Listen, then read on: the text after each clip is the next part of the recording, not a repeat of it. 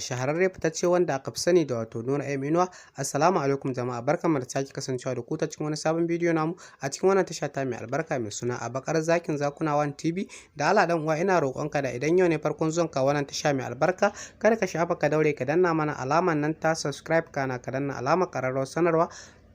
domin samun shirye-shiryen mu akai-akai da zarar mun dora. Sannan kuma idan ba ne farkon zuwan ka wannan tasha mai albarka ba, ina roƙonka da ka daure ka dinga mana share da like da comment a zuwa gururrukan ku na Facebook da kuma na WhatsApp, domin haka ne zai tabbatar mana da kuna bibiyar shirye-shiryen mu. Da fatan dai za ku biyo mu har zuwa ƙarshen wannan bidiyo namu domin jin yadda wannan shahararren mawaki wato Nura M Inuwa yake taka rawar gani, musamman ma da yadda yake fitar da shahararrun waƙoƙi akai-akai a cikin faɗin kowace shekara, ko kuma ce musamman ma da yadda yake kawo album guda biyu a cikin faɗin kowace shekara kamar yadda isa bakawa, wanda a wannan shekara ma dai da muke ciki ta 2023 mawakin wato Nura M Inuwa ba zai kasa gwiwa ba wajen ganin ya kawo album din nasa kamar yadda isa bakawa a cikin faɗin kowace shekara. Kawai kai dai ka daure ka ci gaba da kasancewa da wannan tasha ta mai albarka mai suna Abakar Zakin Zakuna One TV domin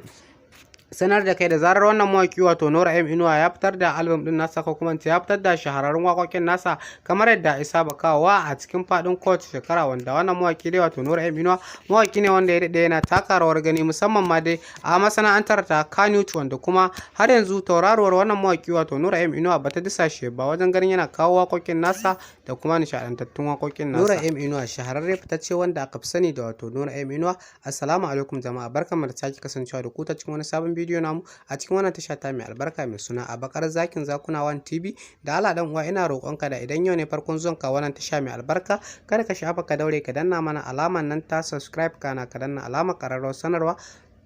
domin samun shirye-shiryen mu akai-akai da zarar mun dora. Sannan kuma idan ba ne farkon zuwan ka wannan tasha mai albarka ba, ina roƙonka da ka daure ka dinga mana share da like da comment a zuwa gururrukan ku na Facebook da kuma na WhatsApp, domin haka ne zai tabbatar mana da kuna bibiyar shirye-shiryen mu. Da fatan dai za ku biyo mu har zuwa ƙarshen wannan bidiyo namu domin jin yadda wannan shahararren mawaki wato Nura M Inuwa yake taka rawar gani, musamman ma da yadda yake fitar da shahararrun waƙoƙi akai-akai a cikin faɗin kowace shekara, ko kuma ce musamman ma da yadda yake kawo album guda biyu a cikin faɗin kowace shekara kamar yadda isa bakawa, wanda a wannan shekara ma dai da muke ciki ta 2023 mawakin wato Nura M Inuwa ba zai kasa gwiwa ba wajen ganin ya kawo album din nasa kamar yadda isa bakawa a cikin faɗin kowace shekara. Kawai kai dai ka daure ka ci gaba da kasancewa da wannan tasha ta mai albarka mai suna Abakar Zakin Zakuna One TV domin